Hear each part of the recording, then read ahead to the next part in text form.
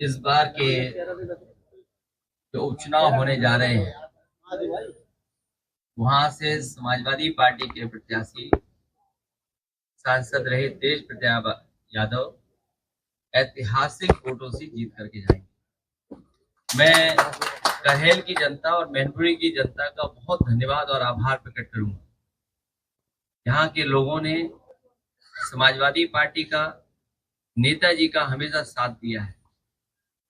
किन्हीं भी कठिन परिस्थितियों में या राजनीतिक कोई फैसला हुआ होगा, यहाँ के लोगों ने समाजवादी पार्टी का हमेशा साथ दिया है।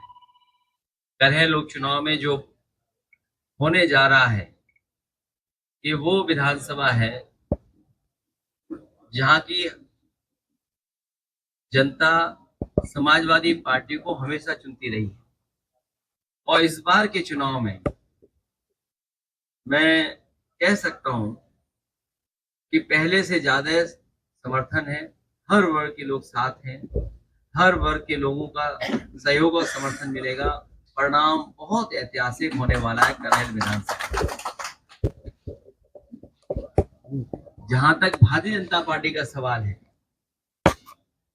Bharatiya Janata party by elections में किसको लड़ाएं, कैसे पीडीए का मुकाबला करें। पीडीए से घबराए हुए वो बैठे हुए हैं। पहले तो कभी कभी सुन भी लेते थे उनके मुंह से पीडीए, लेकिन इधर जो पीडीए की ताकत या पीडीए के लोग इकट्ठे हुए, एकजुट हुए, अब पीडीए कहना भी वो भूल गए।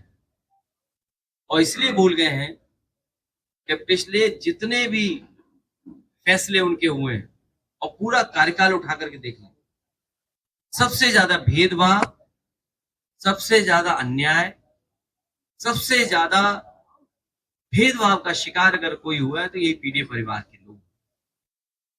मैं जानता हूं, क्योंकि चैनल बहुत पेड होते हैं आजकल।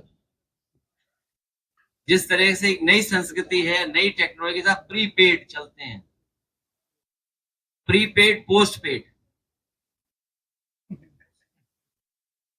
जब मैं देख रहा था तो चिंता चैनलों को इस बात की थी कि तेज प्रताप ने तिलक कितना बड़ा लगाया है। उन्हें विकास की चिंता नहीं है कि कन्नौज, मैनपुरी या आसपास के क्षेत्र में एटा या बगल के जिलों में कितना विकास किया, इसकी चिंता नहीं है। चिंता इस बात की भी होगी कि कौन कौन बैठा था कुर्सी पर, कौन कौन तस्वीर में है। आज सवाल वही है जो पहले थे। महंगाई वैसे ही बढ़ती चली जा रही है, बेरोजगारी वैसे ही बढ़ी है, और जिस रफ्तार से समाजवादियों ने विकास करना शुरू किया था, उस विकास को रोकने का काम किया। संविधान की लड़ाई, बाबा साहब भीमराव अम्बेडकर जी का दिया हुआ संविधान, उसके तहत जो हक अधिकार मिलने चाहिए वो भी अभी अधूरे हैं। जो लड़ाई जीती लोकसभा में, उसमें थोड़ा बहुत रुके हैं भाजपाई, लेकिन अभी भी उनके फैसले ऐसे नहीं हैं जिससे कि सभी को न्याय मिल रहा हो। ये अपने आप को हर संस्था से ऊपर समझते हैं, इनके लिए कोई संस्था नहीं है।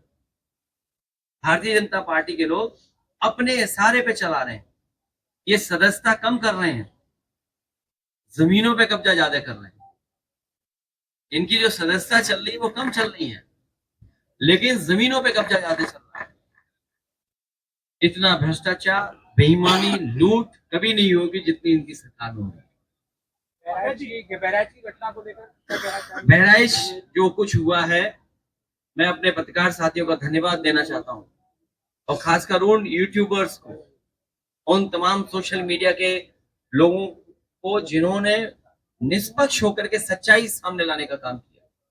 और सच्चाई ये है कि भारतीय जनता पार्टी ने जानबूझ करके दंगा कराया, क्योंकि उनको पता है कि चुनाव आ गया है, किसी भी सवाल का जवाब जनता में नहीं दे सकते। इसीलिए राजनीतिक लाभ लेने के लिए जानबूझ करके भारतीय जनता पार्टी ने दंगा कराया है। और जीरो टॉलरेंस की अगर बात की तो आखिरकार पर्याप्त पुलिस क्यों नहीं थी, पर्याप्त प्रशासन का इंतजाम क्यों नहीं था? और जो जानकारी में था प्रशासन को, उसके बावजूद भी नहीं किया कुछ भी। मुझे उम्मीद है कि न्यायालय से न्याय मिलेगा।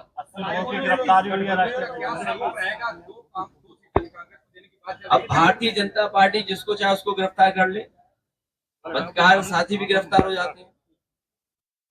अगर वो कोई सच्ची न्यूज चला दें तो फोन आ जाता है उनके पास। उनको बाकायदा ब्रेकिंग न्यूज व्हाट्सएप पे मिलती है कि आपको ब्रेकिंग न्यूज यही चलानी है जो व्हाट्सएप पे आई है।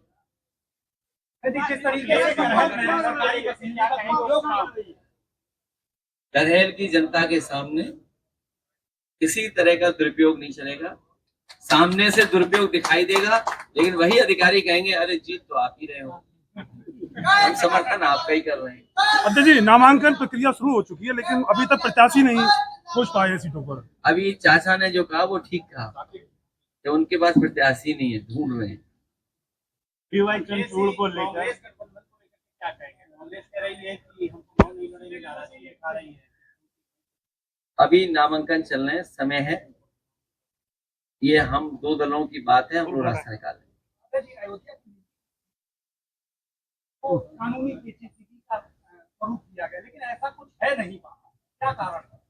सच्चाई आप भी जानते हो, जिस सरकार ने बीएलओ हटाए हों, सब अधिकारियों को हटा दिया हो, अपनी मनमर्जी के अधिकारी पोस्ट कर दिए हो, मुख्यमंत्री जी एक बार नहीं कई बार गए, कई बार विकास का पैकेज भी दिया उन्होंने, और जब इंटरनल सर्वे करवाया उन्होंने तो इंटरनल सर्वे में बीजेपी हार रही थी।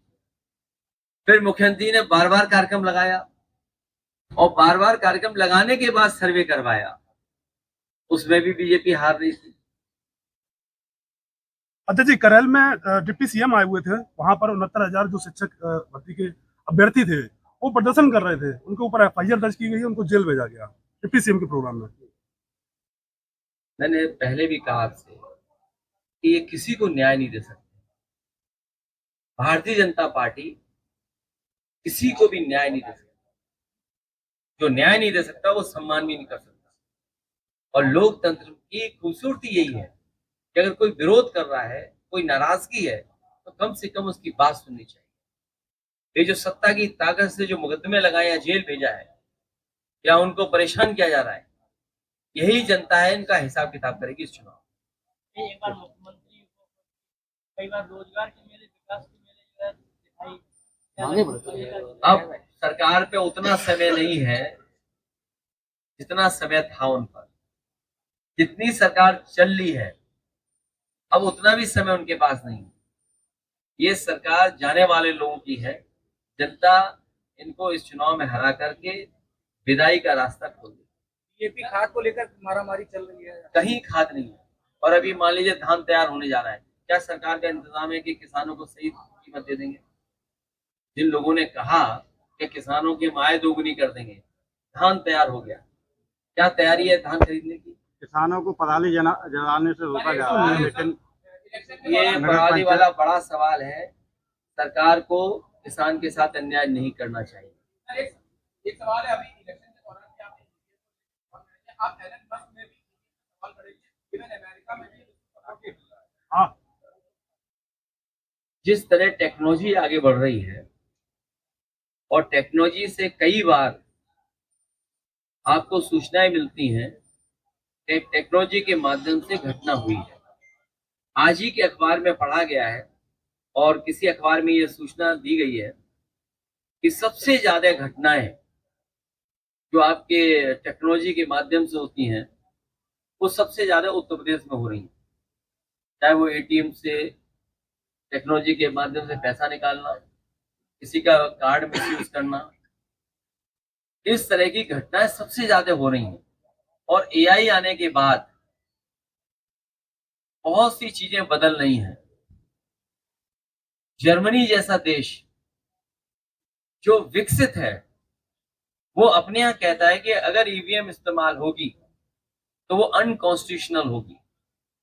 तो जब जर्मनी जैसा देश जो दुनिया में बहुत आगे है, भारत से कई मामलों में बहुत आगे है, जब वो देश ईवीएम के इस्तेमाल को अनकॉन्स्टिट्यूशनल कह रहा है तो स्वाभाविक है तो उस पर सवाल खड़े होंगे। उंगली खड़ी होगी। तो क्या 2027 में ईवीएम क्या रहेगा क्या? ये विषय अभी का नहीं है। हमारी बात और समाजवादी का पक्ष में लोकसभा में भी कह चुका हूँ, वो आप देख लीजिए मैंने क्या कहा। योगी